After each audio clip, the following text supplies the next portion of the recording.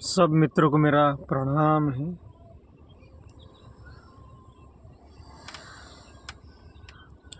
बहुत सारे लोगों का प्रश्न आया था कि स्वामी जी, हम मुक्त और मोक्ष तक कैसे जाए,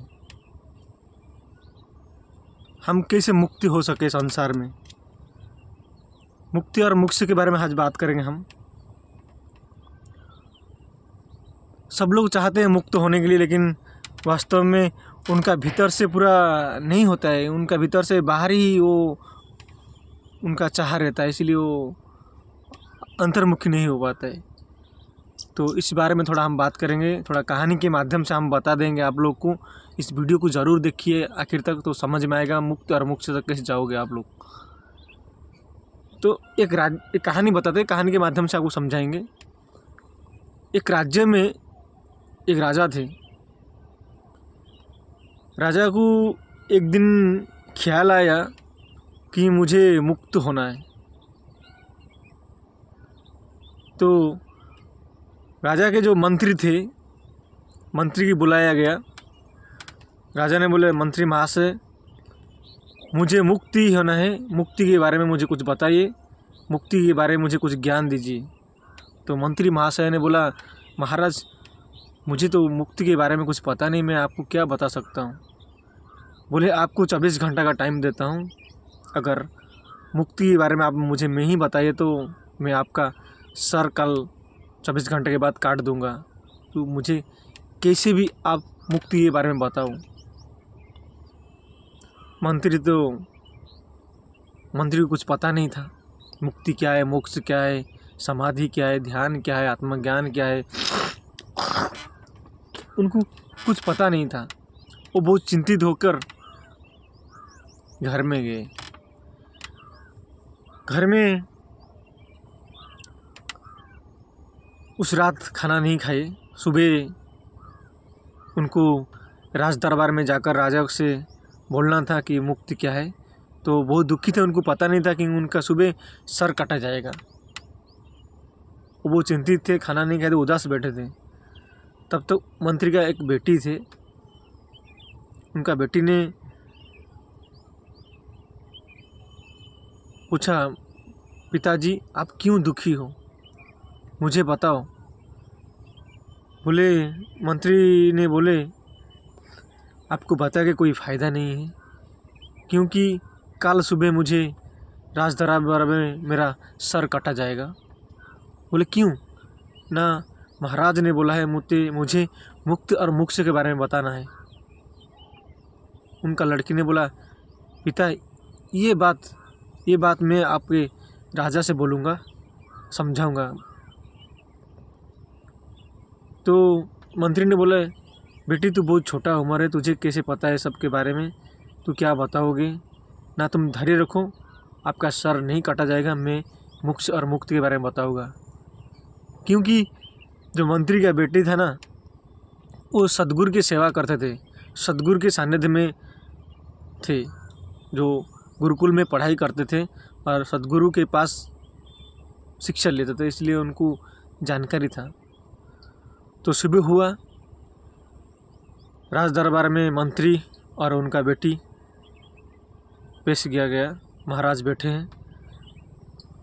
महाराज पूछे, मंत्री जी क्या हुआ, आपने मुक्ति और मोक्ष के बारे में कुछ बताइए। तो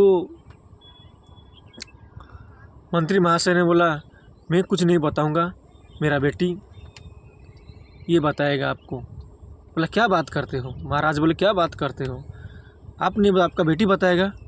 ठीक है, बताओ बेटी, मुक्त और मोक्ष तक मुझे कैसे जाना है, मुक्ति कैसा होना है। तो महाराज को उस लड़की ने बताया कि महाराज, आप एक काम कीजिए, आप एक बहुत बड़ा रस्सी लेके आइए, बहुत बड़ा रस्सी जो मोटा रस्सी है उसको लेके आइए, मैं आपको बताऊंगा। सब सभा में बैठे थे, आश्चर्य हो गए, मतलब चकित हो गए, रस्सी से कैसे मुक्ति के बारे में बताएगा। सब लोग चकित हो गए और राजा ने आदेश दिया, सैनिक को रस्सी लेके आओ। और सैनिक ने रस्सी लेके आया और उस लड़की ने राजा के दरबार में जो खंबा था, पिलर की खंबा था, राज दरबार में बड़ा बड़ा खंबा रहता है, उस खंबा में रस्सी बांध लिया और अपना हाथ पैर शरीर को भी बांध के उसमें फंसा दिया और बोला मुझे खोल दो, मुझे खोल दो, मुझे मुक्त होना है, उस रस्सी से मुझे मुक्ति कर दो, इस रस्सी से मुझे मुक्ति कर दो। तो राज दरबार में राजा ने बहुत हंसा, बोला क्या बेटी, तूने तो बांधा है सब कुछ रस्सी से, तो खोल दे। तो लड़की ने खोल दिया और आया, महाराज यही तो बात है कि आपने ही ये जो सारे बंधन, मैं राजा हूँ, ये प्रजा है, मैं किसका पिता हूँ, मैं किसका बाप हूँ, मेरा कोई बेटा है, मेरा बेटी है, मैं डॉक्टर हूँ, मैं इंजीनियर हूँ, मैं एमएल हूँ, मेरा घर है, मेरा परिवार है, ये बंधन तो आप खुद बांधे हैं। आपको किसने बोला था राजा होने के लिए? आप अपने मर्जी से राजा हुए हैं। आपको किसने बोला था शादी करने के लिए? आप तो खुद शादी किए। आपके मर्जी से इस संसार में सब काम करते हो और आप बोलते हो मुक्ति के बारे में। अब छोड़ दो सब कुछ, मुक्ति हो जाओगे आप। तो राजा ने उनको प्रणाम किया, बोला धन्यवाद, आपने मुझे समझाया, क्योंकि मैंने ही सब कुछ अपने को बांध लिया है, सारे और से मैं सारे जंजाल में ही खुद बांध लिया मेरे ऊपर, और मैं बोलता हूँ मुक्त होने के लिए। मैं कैसा मुक्त हूँ? तो प्रिय मित्रों, आप ही सब आप खुद को खुद माने हैं। मेरा घर, मेरा परिवार, मेरा प्लेट, मेरा ज़मीन, मेरा बिल्डिंग, मेरा घर, मेरा संसार, ये जो आप खुद जो भीतर डाला हुआ है, आप खुद खोल दो, मुक्त हो जाओगे। इस बारे में भगवान कृष्ण ने भी अर्जुन को बताया था, आप लोग जानते होंगे भी। कृष्ण ने बताया था अर्जुन को, हे अर्जुन, आप सर्वधर्म छोड़कर मेरा समर्पण हो जाओ, आप मुक्त हो जाओगे। ये जो छोटी सी श्लोक की छोटी सी जो व्याख्या को लोग नहीं समझ पाए। कृष्ण किसके बारे में बता रहे, किस धर्म के बारे में बता रहे? धर्म बोले तो आप लोग समझते हैं ये जो हिंदू, मुसलमान, क्रिश्चियन, बौद्ध, जैन, बहुत सारे जो हिंदू, मुसलमान, ये सब धर्म मानते नहीं। ये सब धर्म नहीं है, क्योंकि उस समय कुछ ऐसा धर्म कुछ नहीं था। कृष्ण ने जिस समय बताए थे अर्जुन को, उस समय ऐसा कोई धर्म नहीं था। तो आप लोग ये धर्म मत सोचिए। धर्म का मतलब जो आपके अंदर जो ज्ञान इंद्रिय है। आँख का काम क्या है? आँख का धर्म क्या है? देखना। कान का धर्म क्या है? सुनना। नाक का धर्म क्या है? सूंघना। मुंह का धर्म क्या है? बोलना। जीभ का धर्म क्या है? स्वाद चखना। ये 5 इंद्रिय का जो धर्म है, उस धर्म को छोड़ दो और मेरे समर्पण में आ जाओ। ये जो सबको ऐसा सारे इंद्रिय के जो लालच में आकर आप, इस सारे इंद्रिय की वासना में आकर आप जो बाहर भटक रहे हो, इसको बंद करो और अपने भीतर जो मैं हूँ उसमें स्थापित हो जाओ, तो आप मुक्त हो जाओगे। आपका सारे पाप धुल जाएगा। ये समझाए थे, लेकिन लोगों ने नहीं समझे। तो मित्रों, आप लोग को मैं समझाने की कोशिश किया है। अगर मुक्त होना है तो अपने इंद्रिय को काबू करना है। इंद्रिय को काबू करने के लिए आपको मन को काबू करना पड़ेगा। और मन को काबू करने के लिए आपको बहुत सारे ध्यान, विधि, मंत्र जप, बहुत सारे, ये जो संसार में बहुत सारे जो संप्रदाय खड़ा है ना, ये सब आपके मन को शांत करने के लिए सारे ध्यान, विधि, मंत्र जाप ये सब दिया जाता है। जब मन शांत हो जाएगा तो सारे इंद्रिय बंद हो जाएगा। सारे इंद्रिय बंद हो गया तो आप स्वयं तक पहुंच सकते हो और उस परम शून्य में ठहर जाओगे और आपका मुक्त हो जाओगे। और एक बात मित्रों, आपका शरीर रहते हुए आपको मुक्त होना है। शरीर में रहते हुए ही मुक्त होना है। शरीर के जाने के बाद, शरीर नष्ट होने के बाद कोई नहीं मुक्त होता है यहाँ। अगर मुक्ति होना है, मोक्ष पाना है, शरीर में रहते हुए ही मुक्त होना है। शरीर में रहते हुए जैसे मुझे ये फील होना चाहिए कि मैं मुक्त हूँ।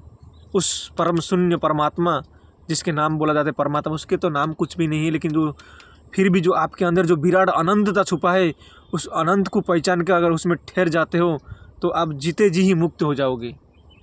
जब तक अपने भीतर जो है जो विराट शून्य अनंत शून्य जो है उसमें ठहर जाओगे तो सारे इंद्रियां काम करना बंद हो जाएगा और आप मुक्ति हो, शरीर में रहते ही मुक्त हो जाते हो और आपका जन्म मरण से आप मुक्त हो जाते हो और फिर आपका जन्म नहीं होता है। तो प्रिय मित्रों, मैं आपको समझाने की कोशिश किया हूँ, आप समझिए और बहुत सारे ध्यान विधि है उसको अपनाए करिए। अगर मुक्त होना है तो, नहीं तो भटकना है तो भटकिए संसार में। जब तक आप फ्री हुई ले, आप फ्रीडम है, आपको खुला छोड़ा है, जब तक चाहे तब तक इस संसार में रह सकते हो। तो मित्रों, सत्संग सुनिए और ध्यान साधना कीजिए और आप आपका आत्मा का शुद्ध कीजिए। जाते जाते मैं बोलना चाहता हूँ मित्रों, आप लोग जो मुझे कुछ भी आर्थिक सहायता किए हैं, जो लोग भी आर्थिक सहायता किए हैं उनको धन्यवाद, क्योंकि मुझे अभी कुछ नहीं चाहिए, मैं रहना है, इसलिए आप लोगों को धन्यवाद। कुछ आर्थिक सहायता किए और कोई व्यक्ति अगर आर्थिक सहायता करना चाहते हैं तो हमारा नंबर है, इस नंबर पर फ़ोनपे का नंबर है, अगर आप आर्थिक सहायता करना चाहते हैं तो कर सकते हैं। अगर आप मुझे कोई बात करना चाहते हैं ज्ञान के माध्यम से ध्यान के बारे में, तो इस नंबर पर ही आप कांटेक्ट करके मुझे बात कर सकते हैं। नमस्कार।